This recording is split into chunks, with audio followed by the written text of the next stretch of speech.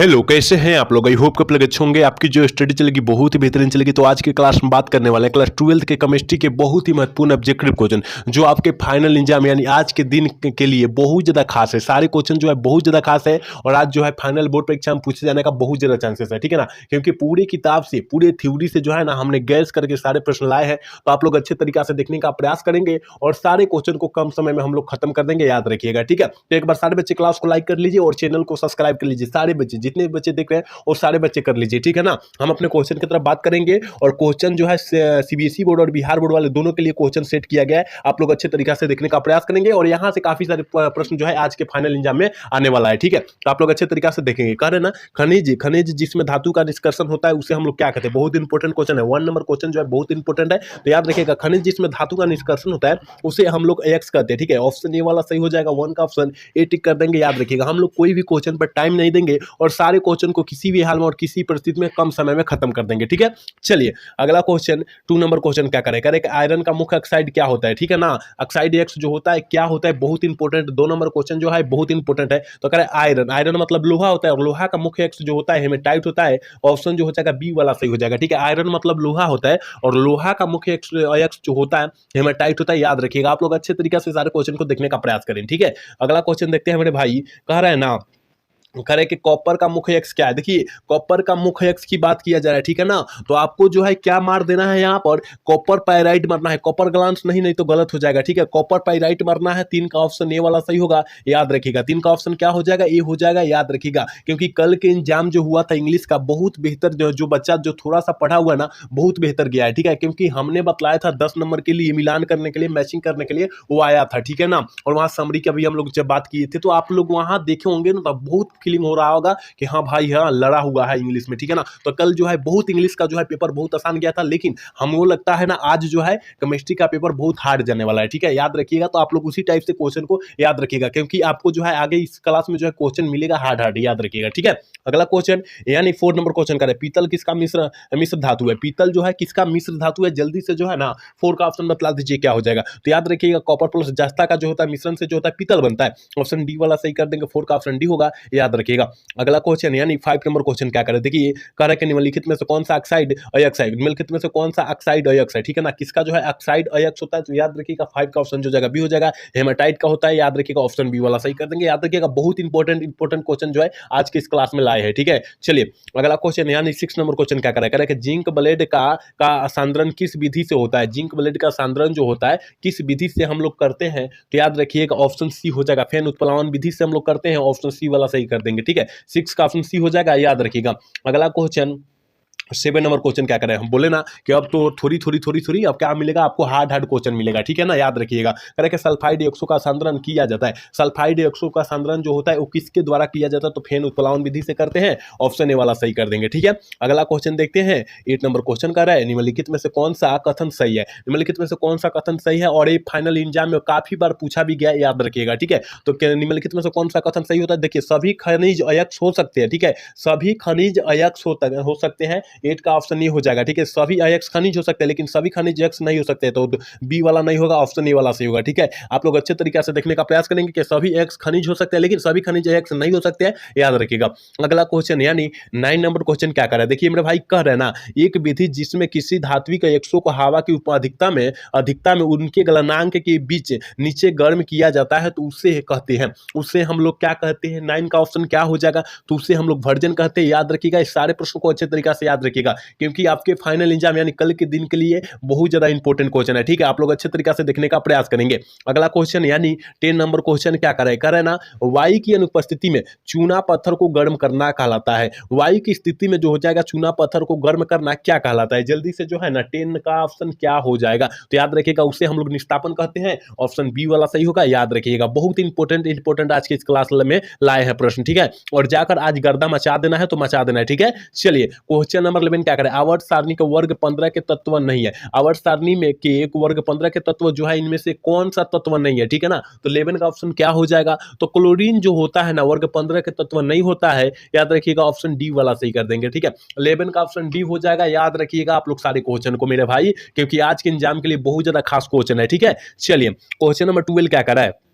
मेरे भाई 12 number question का निम्नलिखित में से कौन नाइट्रोजन का ऑक्साइड हंसाने वाला गैस होता है, मतलब लाफिंग गैस जिसे बोलते हैं, ठीक है, लाफिंग गैस बोलते हैं, याद रखिएगा, यहाँ लिखा भी है, देखिए लाफिंग गैस लिखा है, और लाफिंग मतलब हंसना होता है, और हंसने वाला गैस इसमें से जो है ना वो कॉमन है, ठीक है ना, कौन है पूछा जा रहा है, तो याद रखिएगा ऑप्शन डी वाला सही होगा, ठीक है, ऑप्शन डी सही हो जाएगा, 12 का ऑप्शन डी टिक कर देंगे, याद रखना है, ठीक है। और इसका जो होता है सूत्र क्या होता है, ठीक है, सूत्र पूछ देगा तो आप क्या मारिएगा, N2O मारिएगा, N2O मारिएगा, ठीक है ना, इसका सूत्र होता है, ठीक है। चलिए अगला क्वेश्चन की तरफ बात करते हैं। 13 नंबर क्वेश्चन क्या करें, नाइट्रिक अम्ल तैयार किया जाता है, नाइट्रिक अम्ल हम लोग किससे तैयार करते हैं, आपको पता होनी चाहिए मेरे भाई कि नाइट्रिक अम्ल जो होता है स्टॉल विधि द्वारा ज्ञात करते हैं। और यहाँ एक और क्वेश्चन बन रहा है कि नाइट्रिक अम्ल का रासायनिक नाम यानी सूत्र जो हो जाएगा क्या हो जाएगा, HNO3 हो जाएगा, याद रखिएगा नाइट्रिक अम्ल का सूत्र क्या होता है, HNO3 होता है, आपको याद रखना होगा। चलिए अगला क्वेश्चन कह रहा है ना 14 नंबर क्वेश्चन का, ओजोन होता है, ओजोन जो होता है कैसा जो होता है, चुंबकीय पदार्थ होता है, कैसा चुंबकीय पदार्थ होता है,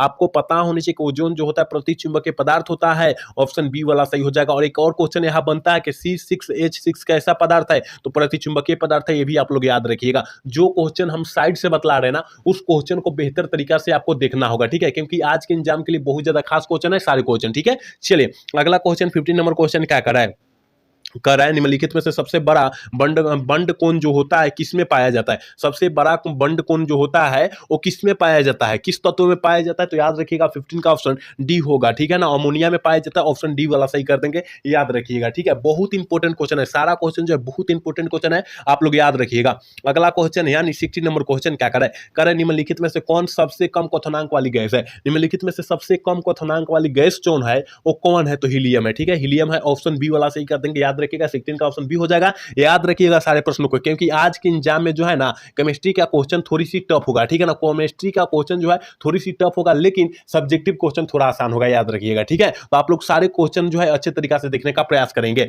अगला क्वेश्चन यानी 17 नंबर क्वेश्चन क्या करें कि एल्युमिनियम की ऑक्सीकरण अवस्था है, एल्युमिनियम की ऑक्सीकरण अवस्था जो होती है वो कितनी होती है, तो याद रखिएगा +3 होती है, ऑप्शन ए वाला सही हो जाएगा, ठीक है, 17 का ऑप्शन ए टिक कर देंगे, याद रखिएगा। अगला क्वेश्चन 18 नंबर क्वेश्चन क्या करें, कार्बनिक यौगिक में तत्व उपस्थित होना चाहिए, देखिए कार्बनिक यौगिक यानी कार्बनिक यौगिक में कार्बन जो हो जाएगा दूल्हा हो जाएगा, याद रखिएगा, ठीक है ना, कार्बन के बिना कुछ भी नहीं हो सकता है, याद रखिएगा, इसलिए कार्बन रहेगा तभी कार्बनिक यौगिक बनेगा, नहीं तो नहीं बनेगा, ठीक है, ऑप्शन बी वाला सही होगा, याद रखिएगा, 18 का ऑप्शन बी होगा, याद रखना है, ठीक है।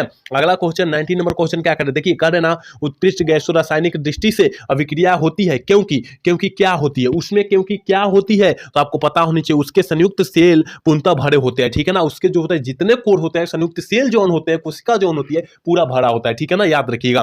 तो ऑप्शन सी वाला सही हो जाएगा, याद रखिएगा, 19 का ऑप्शन सी टिक कर देंगे, याद रखिएगा। अगला क्वेश्चन देखते हैं, और 20 नंबर क्वेश्चन क्या कर रहा है, कराए के गोटाखोर में श्वसन हेतु यंत्रों में जिन गैसों की मिश्रण में प्रयुक्त होता है वह क्या है, ठीक है, हमारे परीक्षा के टाइम में प्रश्न पूछा गया था तो हमने गलत किया था ये प्रश्न, उसी दिन से हमने ये प्रश्न को कभी नहीं भूला, तो हमने वहां पर बोर्ड में जाकर हमने गलत किया था, तो उसी दिन से हमने कभी नहीं बोला है, ठीक है ना। इस क्वेश्चन को याद रखिएगा, हीलियम प्लस ऑक्सीजन का मिश्रण होता है, याद रखिएगा, ऑप्शन सी वाला सही हो जाएगा, ठीक है, क्योंकि हमारा जो है एग्जाम के बारे ये प्रश्न पूछा गया था और हमने उस टाइम गलत किया था इस प्रश्न को, ठीक है, तो आपको गलत नहीं करना है, याद रखिएगा। चलिए अगला क्वेश्चन 21 नंबर क्वेश्चन क्या कर रहा है ना, निम्नलिखित में से कौन एक प्रथम संक्रमण श्रेणी का तत्व नहीं है, कौन जो है प्रथम संक्रमण श्रेणी का तत्व जो होता है वो नहीं होता है, ठीक है ना, नहीं होता है, तो मैग्नीशियम नहीं होता है, हिंदी में इंग्लिश में Mg भी लिख सकता है, ठीक है ना, याद रखिएगा, इंग्लिश में Mg लिख सकता है, याद रखिएगा, Mn लिखेगा तो गलत हो जाएगा, ठीक है ना, मैग्नीज होता है, Mn मतलब मैग्नीज हो जाता है, याद रखिएगा, ठीक है, इस पर भी ध्यान दीजिएगा आप लोग, ठीक है, ऑप्शन सी वाला सही होगा, याद रखिएगा। अगला क्वेश्चन 22 नंबर क्वेश्चन क्या करें कॉपर सदस्य, कॉपर मतलब इसका जो है कौन सा श्रेणी का सदस्य होता है, कॉपर, ठीक है ना, तो 22 का ऑप्शन क्या हो जाएगा, तो याद रखिएगा प्रथम संक्रमण श्रेणी का सदस्य जो होता है वो कॉपर होता है, ऑप्शन ए वाला सही कर देंगे, ठीक है, 22 का ऑप्शन ए हो जाएगा, याद रखिएगा।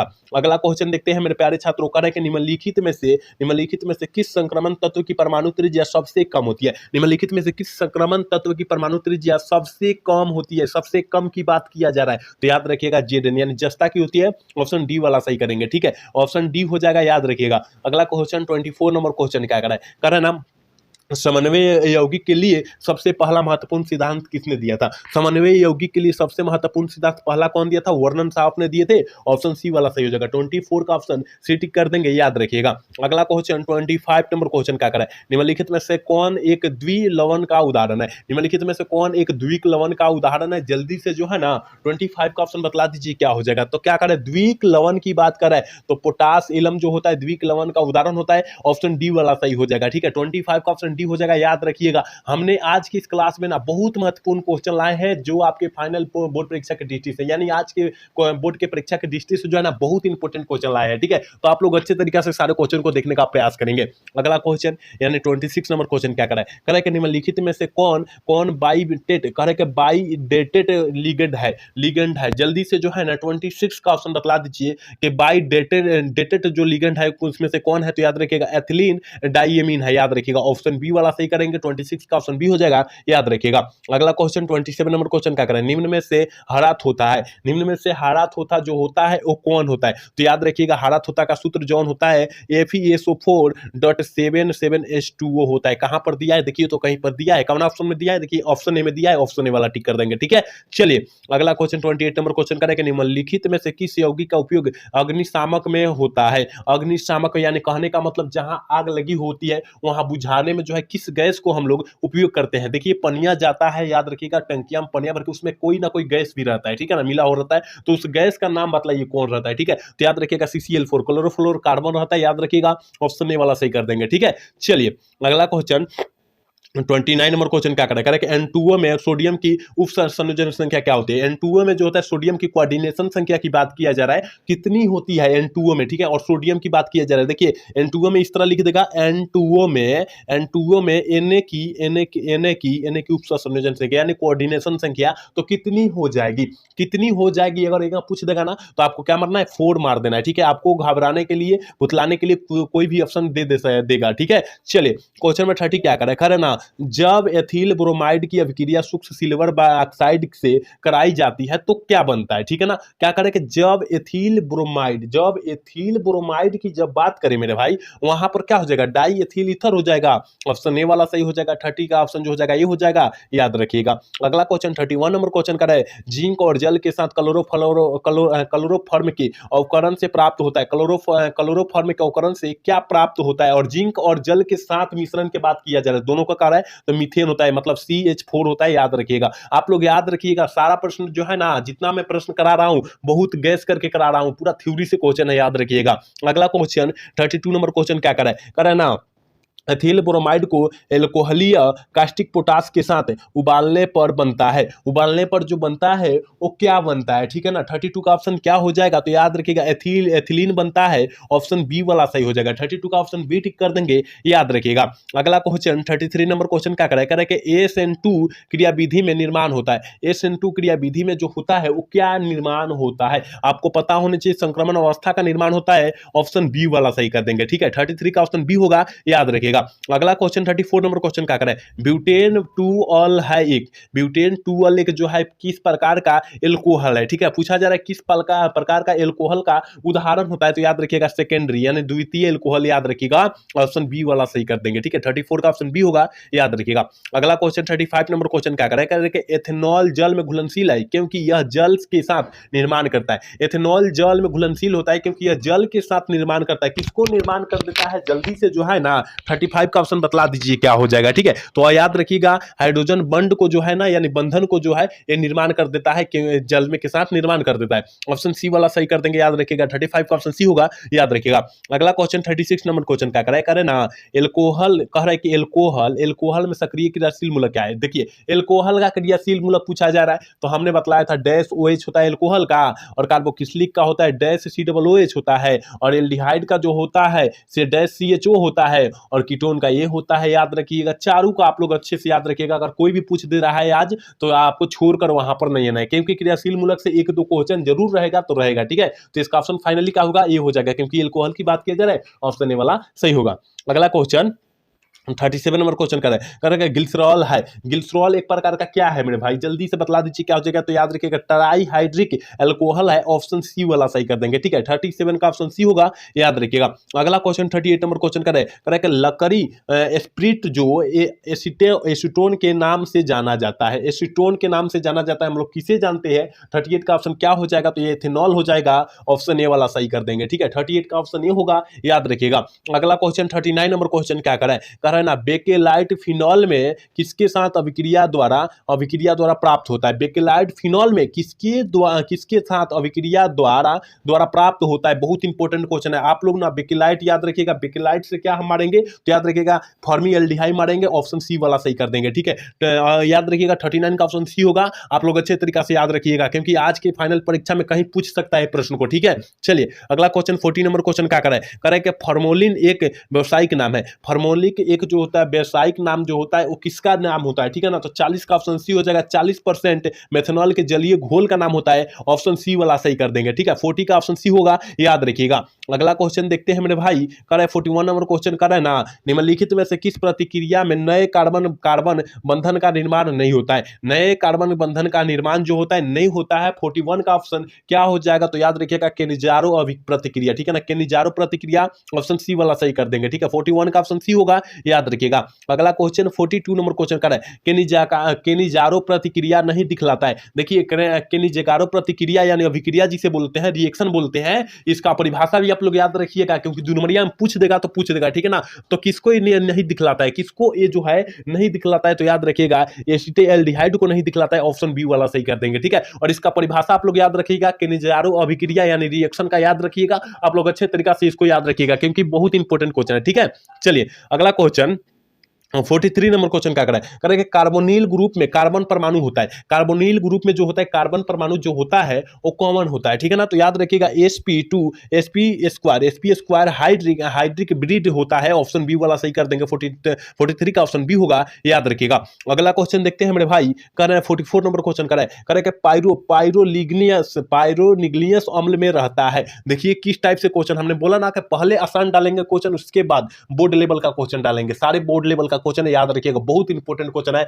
और जिस लेवल से बोर्ड पूछेगा ना सेम उसी कंडीशन के साथ सारे क्वेश्चन लाए हैं आपके बीच। ठीक है, तो जल्दी से जो है 44 का ऑप्शन बतला दीजिए क्या हो जाएगा। ठीक है, तो 44 का ऑप्शन जो हो जाएगा सी हो जाएगा। 10% एसिटिक अम्ल रहता है इसमें, ऑप्शन सी वाला सही करेंगे, याद रखिएगा। अगला क्वेश्चन देखते हैं 45 नंबर क्वेश्चन का, निम्नलिखित में से किसके द्वारा फॉर्मिक अम्ल एवं फॉर्मिएल्डिहाइड में अंतर किया जा सकता है। किसके द्वारा हम लोग दोनों में अंतर कर सकते हैं। ठीक है ना, तो याद रखिएगा 45 का ऑप्शन जो हो जाएगा वो डी हो जाएगा, सोडियम बाइका बोनेट। ठीक है ना, बोनेट ऑप्शन बी डी वाला सही हो जाएगा। ठीक है, 45 का ऑप्शन डी होगा, याद रखिएगा। इसी टाइप से जो है केमिस्ट्री में क्वेश्चन आएगा। ठीक है ना, इसी टाइप से क्वेश्चन आएगा, याद रखिएगा। थोड़ी सी केमिस्ट्री का क्वेश्चन जो है टॉप क्वेश्चन होगा आज की इस फाइनल परीक्षा में। ठीक है, तो आप लोग अच्छे तरीके से टॉप क्वेश्चन देखकर जाइएगा। ठीक है, चलिए अगला क्वेश्चन 46 नंबर क्वेश्चन क्या करे कि ऑयल ऑफ मीराबेन कहलाती है। ऑयल ऑफ जो होता है मीराबेन क्या कहलाती है। देखिए इस टाइप का भी प्रश्न आएगा, और आपको ये शायद प्रश्न नया देखने के लिए मिल रहा होगा। ठीक है, तो याद रखिएगा 46 का ऑप्शन जो हो जाएगा वो सी हो जाएगा, नाइट्रोबेंजीन है,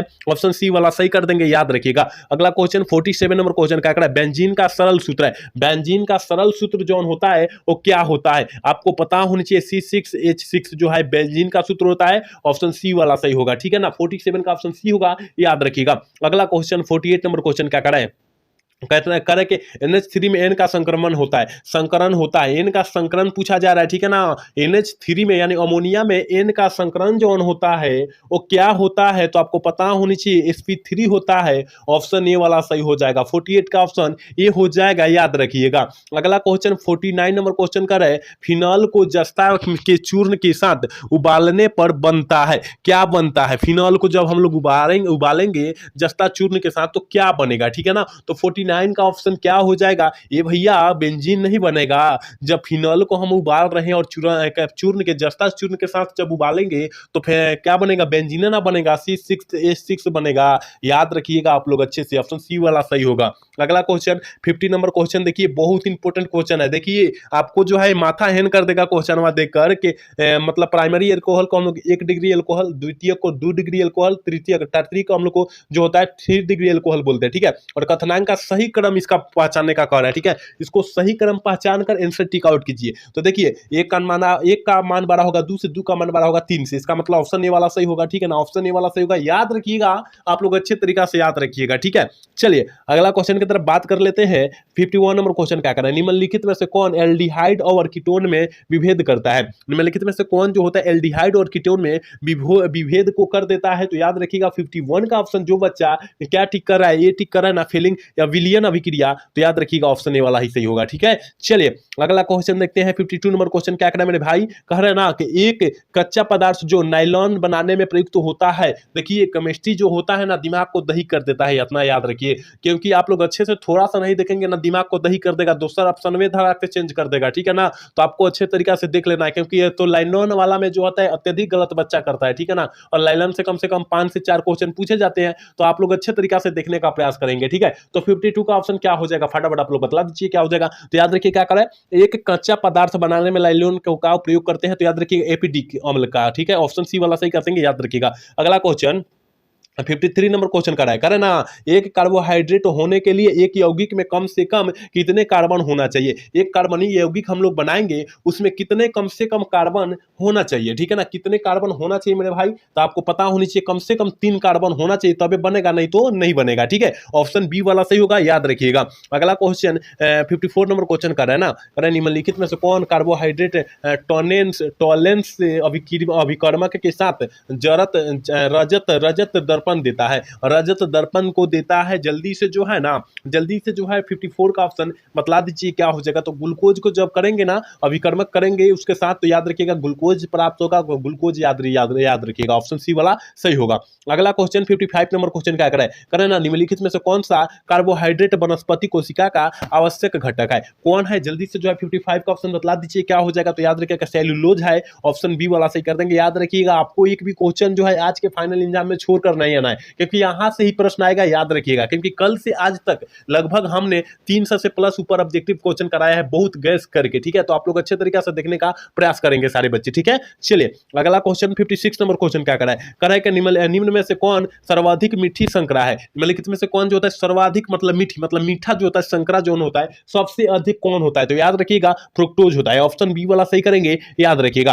अगला क्वेश्चन 57 नंबर क्वेश्चन क्या कराए कि एमिनो अम्ल में पाए जाने वाली क्रियात्मक समूह है। एमिनो अम्ल में पाए जाने वाली क्रियात्मक समूह जो होता है कौन है, एमिनो अम्ल का बात किया जा रहा है, ठीक है। तो याद रखिएगा यहाँ जो हो जाएगा ए और बी दोनों हो जाएगा, ठीक है ना। कार्बोक्सिलिक अम्ल भी होता है और नाइट्रिक अम्ल भी होता है, अमोनिया भी होता है, ठीक है। ऑप्शन क्या हो जाएगा, बी डी हो जाएगा, ठीक है। ऑप्शन डी हो जाएगा, याद रखिएगा, बहुत इंपॉर्टेंट क्वेश्चन है, आप लोग याद रखिएगा इसको, ठीक है। चलिए अगला क्वेश्चन देखते हैं 58 नंबर क्वेश्चन का, विटामिन सी की कमी से कौन सा रोग होता है। देखिए विटामिन सी की कमी से जो होता है एस्कॉर्बिक रोग होता है, विटामिन ए की कमी से रतौंधी रोग होता है, विटामिन बी की कमी से जो होता है बेरी रोग होता है। आप लोग तीनों का याद रखिएगा, क्योंकि तीनों जो है बहुत इंपॉर्टेंट क्वेश्चन है, आप लोग अच्छे तरीके से याद रखने का प्रयास करेंगे, ठीक है। अगला क्वेश्चन की तरफ बात करेंगे। 59 नंबर क्वेश्चन क्या कर रहा है ना, निम्न में से कौन साधारणतः शरीर द्वारा नहीं बनाया जा सकता है। मतलब शरीर के द्वारा नहीं बनाया जाता है, यानी शरीर से बाहर बना सकते हैं हम लोग, तो विटामिन बनता है, शरीर से बाहर जो होता है विटामिन बनता है, याद रखिएगा। ऑप्शन बी वाला सही होगा, 59 का ऑप्शन बी हो जाएगा, याद रखिएगा। अगला क्वेश्चन यानी 60 नंबर क्वेश्चन क्या कर रहा है, देखिए मेरे भाई कह रहे 60 नंबर क्वेश्चन करें कि निम्नलिखित में से कौन संश्लेषित बहुलक है। निम्नलिखित में से कौन जो है संश्लेषित बहुलक का उदाहरण होता है। तो याद रखिएगा लाइलॉन होता है, संश्लेषित बहुलक का उदाहरण कौन होता है, तो लाइलॉन होता है, ऑप्शन डी वाला सही कर देंगे, ठीक है। अगला क्वेश्चन 61 नंबर क्वेश्चन क्या करे कि पॉलीमर बनाने की सबसे छोटी इकाई कहलाती है। पॉलीमर जो है बनाने की सबसे छोटी इकाई क्या कहलाती है। तो याद रखिएगा मोनोमर कहलाती है, ऑप्शन ए वाला सही होगा, ठीक है ना। 61 का ऑप्शन ए हो जाएगा, याद रखिएगा। अगला क्वेश्चन 62 नंबर क्वेश्चन क्या करे, टेरिलीन एक डैश रेशा है। टेरिलीन जो है एक डैश रेशा है, कैसा रेशा है, जल्दी से जो है ना 62 का ऑप्शन बतला दीजिए क्या हो जाएगा। तो क्या करे, टेरिलीन एक डैश का रेशा होता है कृत्रिम का, ऑप्शन बी वाला सही कर देंगे, 62 का ऑप्शन बी होगा, याद रखिएगा।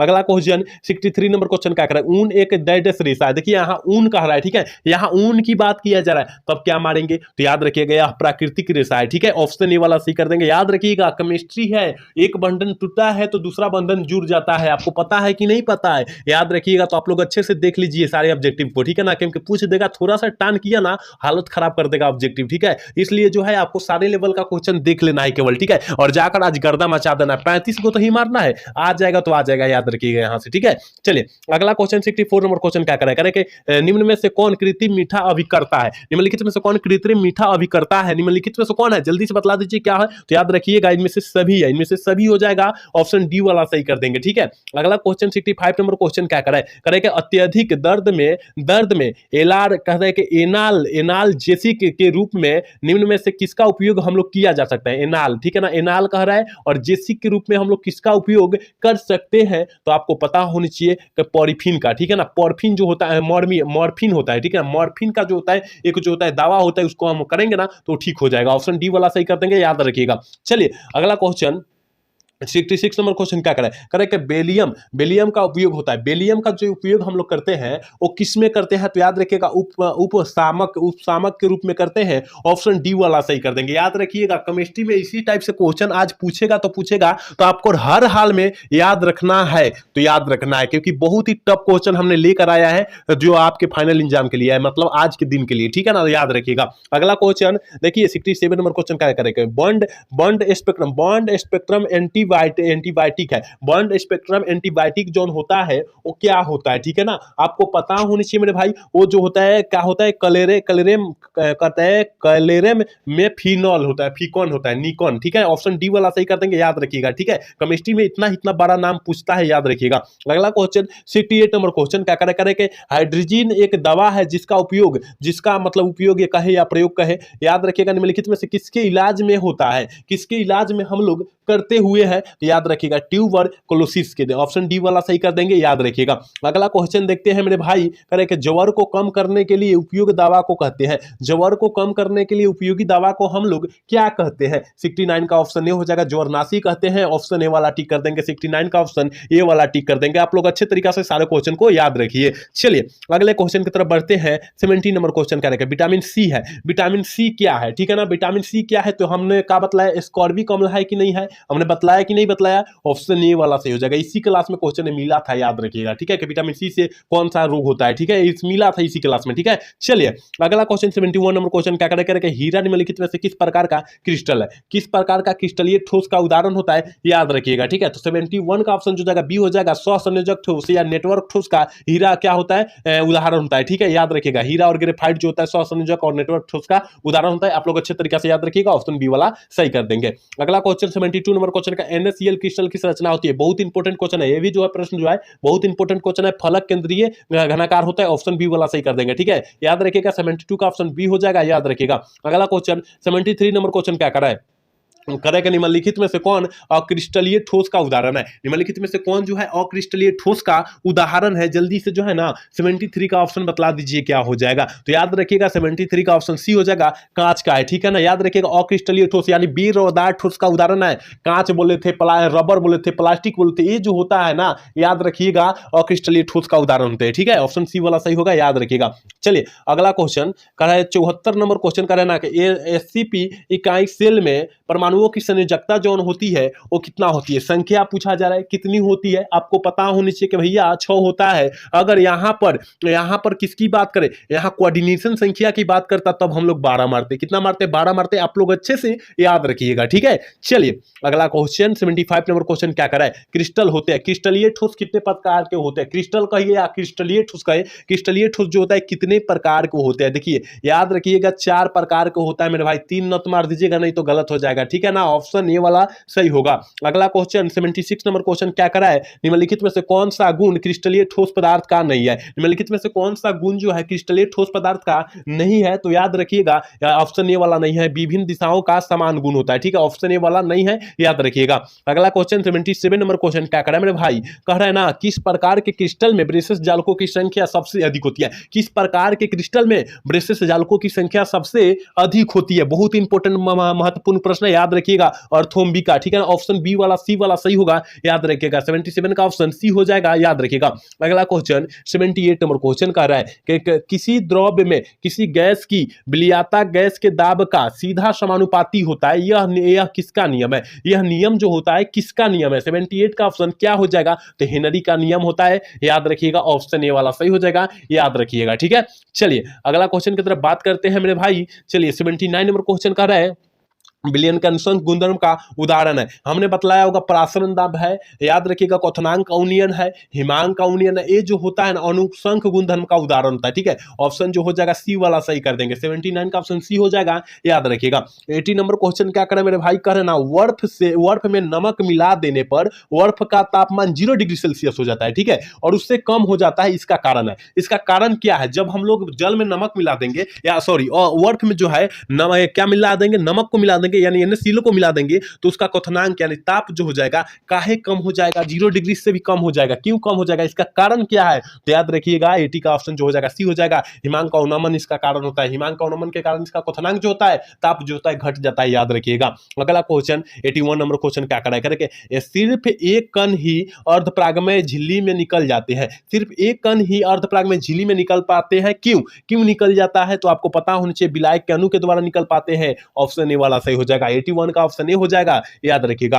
अगला क्वेश्चन देखते हैं 82 नंबर क्वेश्चन क्या करें, निम्नलिखित में से किसका हिमांक अवनमन अधिक होता है, K2SO4 का होता है, K2SO4 का होता है, कहां दिया है, ऑप्शन ए में दिया है, ऑप्शन ए वाला सही कर देंगे। अगला क्वेश्चन 83 नंबर क्वेश्चन का है, पहाड़ों पर जल का क्वथनांक कम हो जाता है, क्यों, देखिए पहाड़ों पर जल का क्वथनांक कम हो जाता है क्योंकि वहां वायुमंडलीय दाब नहीं मिल पाता है। ठीक है, याद रखिएगा, ऑप्शन ए में दिया है, ऑप्शन ए वाला डी कर देंगे। ठीक है, चलिए अगला क्वेश्चन देखते हैं मेरे भाई, याद रखिएगा शुद्ध जल का पीएच मान क्या होता है, आपको पता होनी चाहिए कि उदासीन जल का पीएच मान कहे और शुद्ध जल का पीएच मान कहे साथ ही होता है, ऑप्शन डी वाला सही हो जाएगा, याद रखिएगा। हमने बोला है ना बहुत इंपॉर्टेंट क्वेश्चन है आज के इस क्लास में, और आज के परीक्षा के लिए बहुत ज्यादा क्वेश्चन इंपॉर्टेंट हम लाए हैं। ठीक है ना, तो आप लोग अच्छे से सारे क्वेश्चन को देख लीजिए। अगला क्वेश्चन 85 नंबर क्वेश्चन क्या करें कि आयनीकरण का सिद्धांत किसने दिया, बहुत इंपॉर्टेंट क्वेश्चन है। आयनीकरण से आर्हेनियस मारेंगे, आयनीकरण आर्हेनियस, ठीक है, ऑप्शन बी वाला सही कर देंगे, याद रखिएगा। चलिए अगला क्वेश्चन 86 नंबर क्वेश्चन करें कि निम्नलिखित में से कौन बिलियन में विद्युत का संचालन करते हैं, निम्नलिखित में से कौन बिलियन में विद्युत का संचालन करता है, तो याद रखिएगा वैद्युत अपघट्ट करता है, ऑप्शन बी वाला सॉरी ऑप्शन ए वाला सही हो जाएगा, याद रखिएगा। 86 का ऑप्शन ये हो जाएगा, याद रखिएगा। अगला क्वेश्चन की तरफ बात करते हैं 87 नंबर क्वेश्चन क्या करें कि किसका ऑक्सीकरण विभव सबसे अधिक होगा, किसका जो होगा ऑक्सीकरण विभव की बात करें सबसे अधिक होगा, तो याद रखिएगा हमने पहले ही इसी क्लास में पहले क्वेश्चन बताया था, उसमें वहां पर हिंदी में लिखा गया था। ठीक है, मैग्नीशियम हमने बताया कि नहीं बताया, आप लोग शुरू से अंत तक अगर देखते होंगे तो यहां मिल गया होगा वो क्वेश्चन। ठीक है, ऑप्शन डी वाला सही कर देंगे। चलिए अगला क्वेश्चन 88 नंबर क्वेश्चन क्या करें कि हाइड्रोजन ऑक्सीजन सेल निम्नलिखित में से किस तरह का सेल है, हाइड्रोजन ऑक्सीजन सेल जो है निम्नलिखित में से किस तरह का सेल है, तो याद रखिएगा 88 का ऑप्शन जो हो जाएगा वो सी हो जाएगा, ईंधन सेल है, ऑप्शन सी वाला सही करेंगे। ठीक है,